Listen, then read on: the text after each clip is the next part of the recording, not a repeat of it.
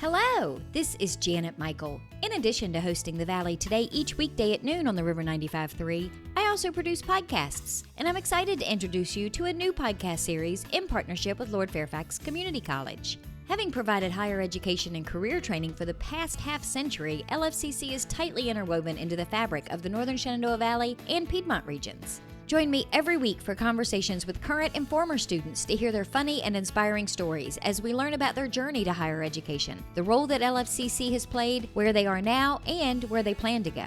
We'll also talk to current and former professors about their experiences and best memories of LFCC over the past 50 years. Get every single episode as they're released on our website at theriver953.com under the podcast tab, or you can subscribe for free in Apple Podcast, Google Podcast, on Spotify, Amazon Music, wherever you listen to podcasts. Just search for LFCC Stories.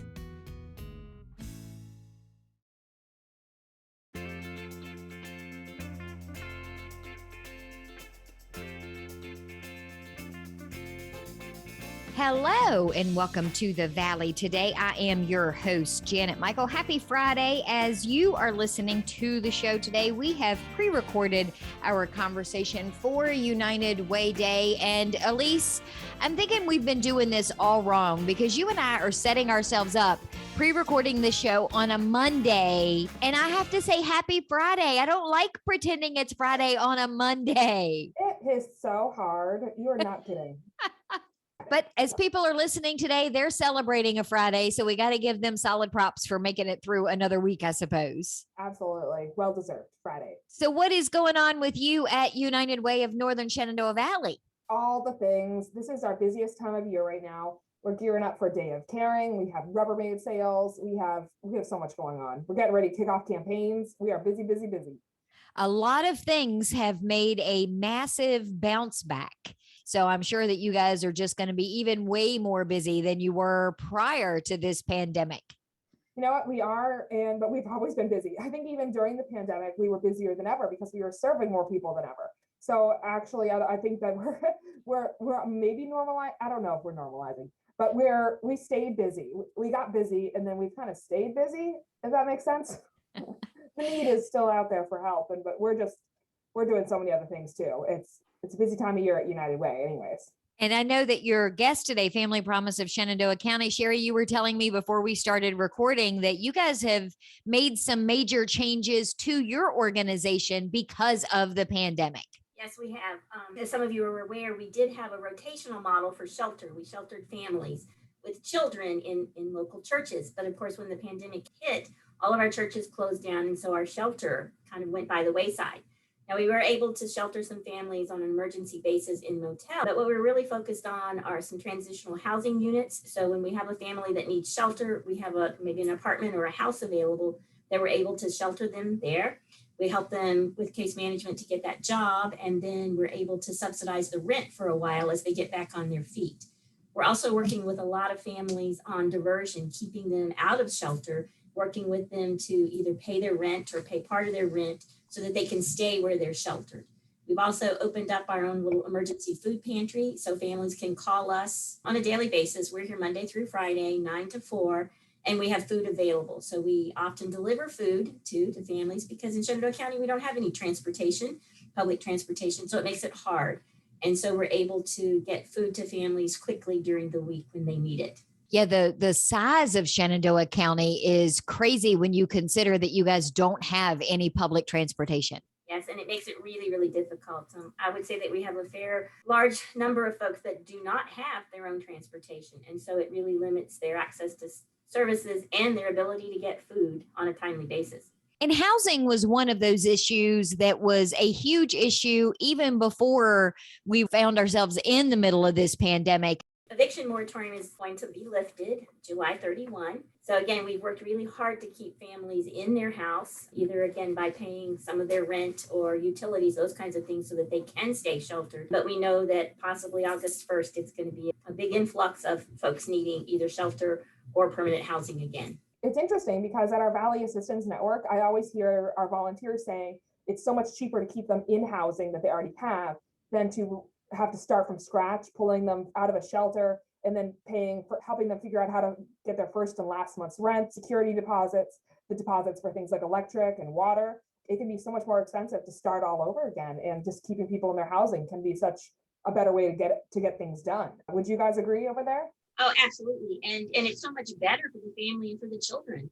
They're not homeless. If they can stay where they live, that makes it so much better all the way around. And we don't have that trauma going on, and grief when they've lost everything. Housing, it's going through the grief process. So if we can keep them in their house, it's a much better outcome. Are you finding that a lot of the landlords and the rental companies that you're dealing with are all in to do whatever they can to try and help keep these families as settled as possible? For the most part, yes. Oftentimes we'll have a landlord contact us to see if there's any way we can help this family, or they'll give us the name of the family and we can contact the family to see what their needs are. And so, yeah, the landlords have been really good to work with throughout all of this. And they really do want the families to stay in their house. Well, and I would imagine too that a lot of that is because in so many situations, these families were probably paying their rent on time and everything was normal in normal times. But this pandemic proves that just the smallest thing, and granted, the pandemic was pretty huge, but it really can throw a normal family into a tailspin when housing and financing comes into play. Yes, it did. And oftentimes it was that one little bump where either the child got COVID or the parent got COVID, and then they couldn't go to work. And so then it just was a ripple effect. And so they lost employment or they lost childcare. And so then you can't pay the rent. And so it just became that whole sort of avalanche of now we need help. Everyone we're helping at VAN, they are working, they are doing everything they can. There's nobody who's just sitting on their hands looking for a handout. It's just people where they're just one situation shy of, my husband got COVID, then I got COVID. Or a situation where my hours were cut big time at the office or at my workplace or at a restaurant or something like that. And now they're trying to play catch up, but sometimes the fines or the late fees can really add up. And if you're not quick about that, it can really grow and things can spiral out of control. And that is what we're seeing with some people still, is that it was just it was a bump somewhere. Most of us are only one emergency away from losing our housing. It doesn't take much for most of us. That's actually 42% of us are living paycheck to paycheck. And I think losing childcare was a much bigger issue than a lot of people realize in their day-to-day lives, because if your daycare center closed because of the pandemic, you had nowhere to take your children, even if you were well and had an actual job. That was a whole nother thing you had to try and kind of figure out on your own. Yes, and it took a while for the childcare agencies to sort of open up on a very limited basis. So yes, if you weren't one of the kind of lucky ones, I guess, to be right at the top of that list, then yes, you couldn't go to work because you didn't have childcare. You didn't have a place to put your child. And so that was sometimes the bump that happened. My husband and I had to get really creative because we did not have childcare. And he started most days around 6 a.m. and he would shift it. He worked early, and then we both worked frantically during nap times. And then we both end up working late. And I know several other couples that they would split their shifts. One would watch the child for the first 8 hours of the day, and then they'd switch and they would never see each other because they had to always have one person home. But not many people could make it work. There's a lot of cases where, especially, we only have one 2-year-old, and she is a sociopath, but she is manageable. We're not outnumbered, but in situations where people have like 3 children, it's not sustainable. You can't do that. You've got to figure out a better solution. She is not a sociopath. She is the cutest little thing I have ever seen ever. So that's just mean. And she's going to hear this radio show when she's older and roll her eyes at you. Oh, well, I mean, she is a 2-year-old, and 2-year-olds are all kind of like, they just want to see the world burn a little bit. She's testing her boundaries right now. And it's a good thing when we were quarantining, she was only like 1.5 and she was still a little angel, but now she's just kind of like testing out the world. She's going to say, she's just trying to figure out, so what happens when I do this? That's exactly right.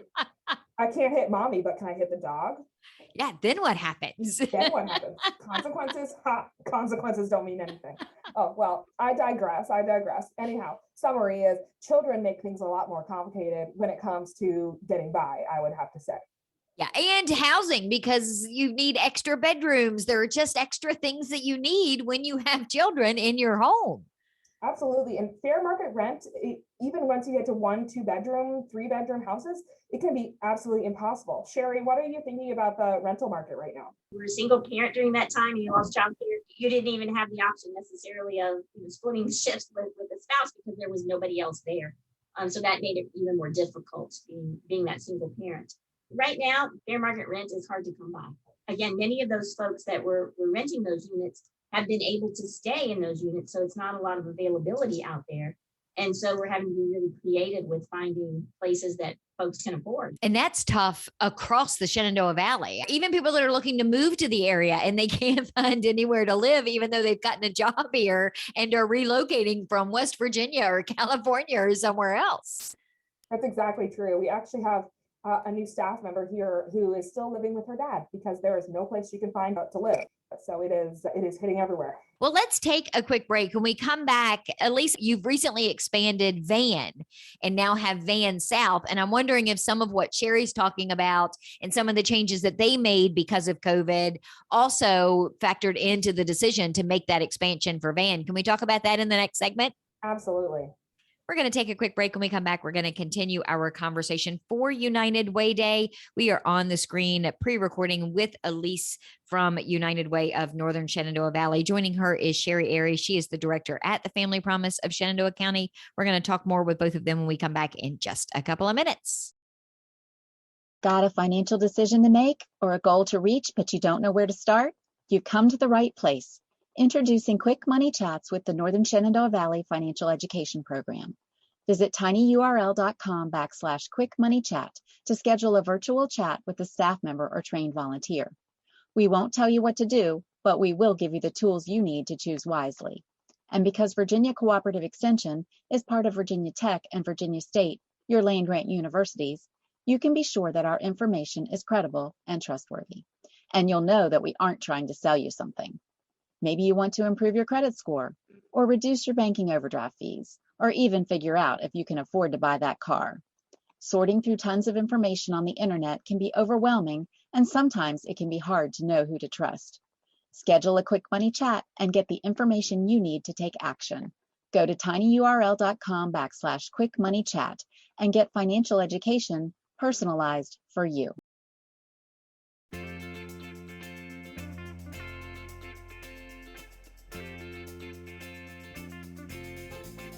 Welcome back to the Valley today. I am your host, Janet Michael. Happy Friday. As you are listening to the show today, it is United Way Day. So I am pre-recording with Elise from United Way of Northern Shenandoah Valley. Joining her on the screen is Sherry Arey. She is the director at Family Promise of Shenandoah County. And Sherry, we were talking in the first segment about all of the changes that you have made in that organization because of COVID. And then during the break, Elise is so great at this. During the break, you were starting to tell us a story. She's like, no, wait, don't tell us now. Tell us when we come back.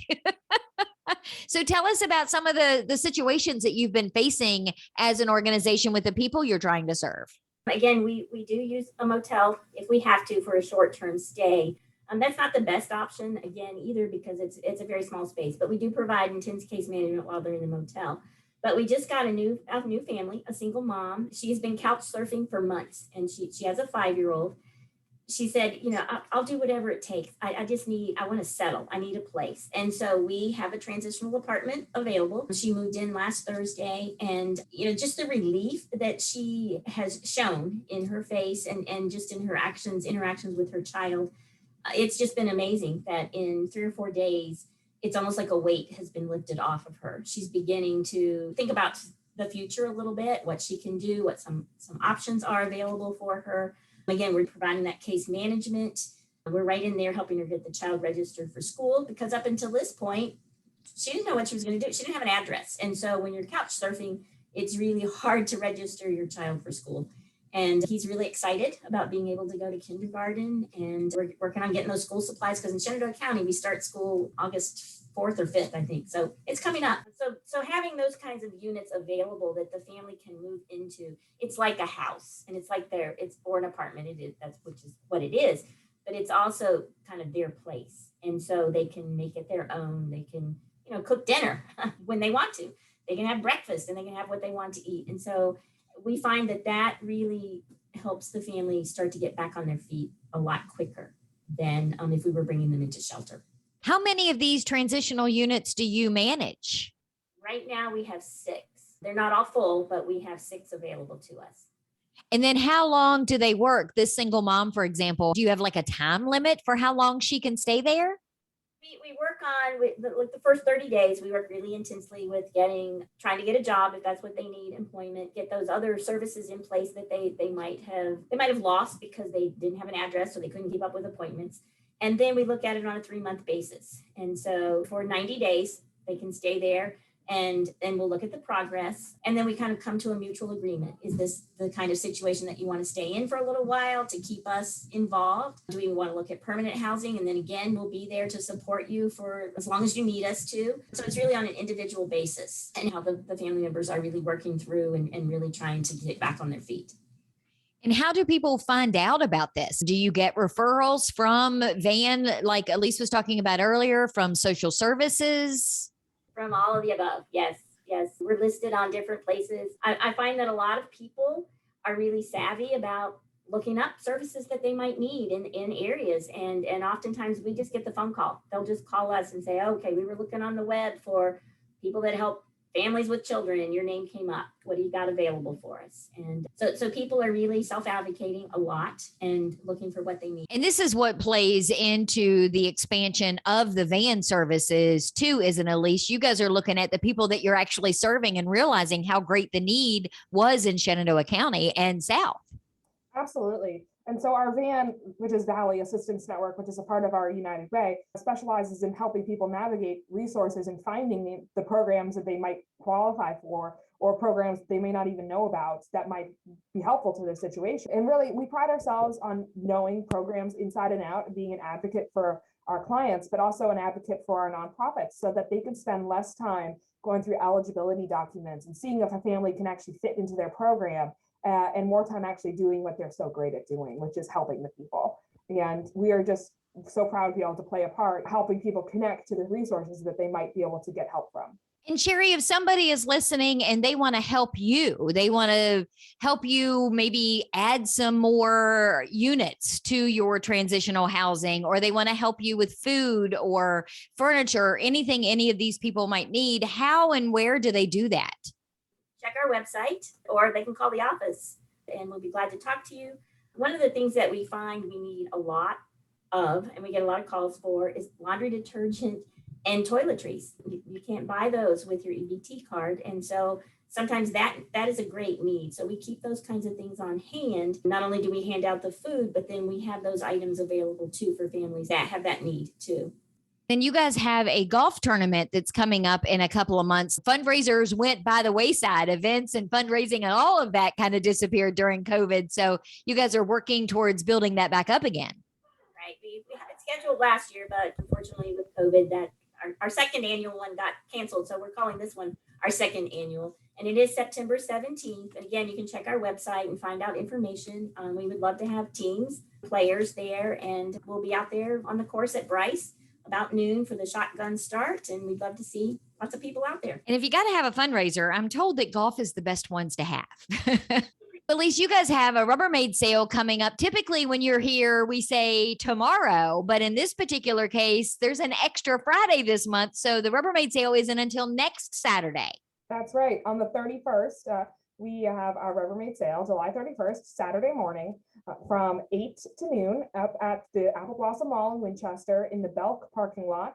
Come on out and get a great deal on Rubbermaid product. And this month, the beneficiary is the Child Safe Center. So definitely come on out and support United Way and the Child Safe Center.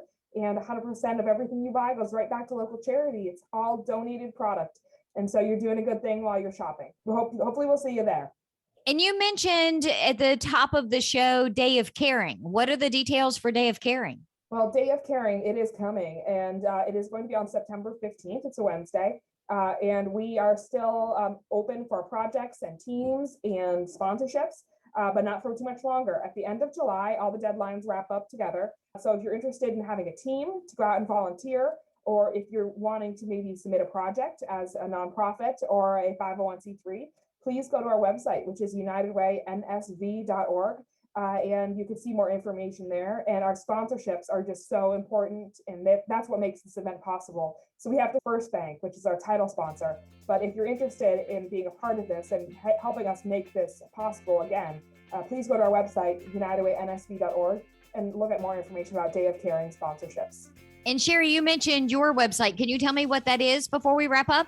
Daily Promise in Shenandoah County. Fantastic. And then I know both of you are on Facebook. You're on the socials that people can find, follow, share your posts, and help spread the word that way as well. Absolutely. See us on Facebook, Twitter, Instagram, you name it. Google, YouTube, all of the things. Yep, Do you have a TikTok yet? Because I really kind of want to see Nadine doing a TikTok. We do not have a TikTok yet, but give us time. We have that new hire I was telling you about, the one that couldn't find a place to live. She might be the one to handle that. We'll see how far we get. Well, thank you both for taking some time out of your day to have this conversation with me. I appreciate it. Thanks for having us. Have a great weekend. We'll be back here on Monday at noon.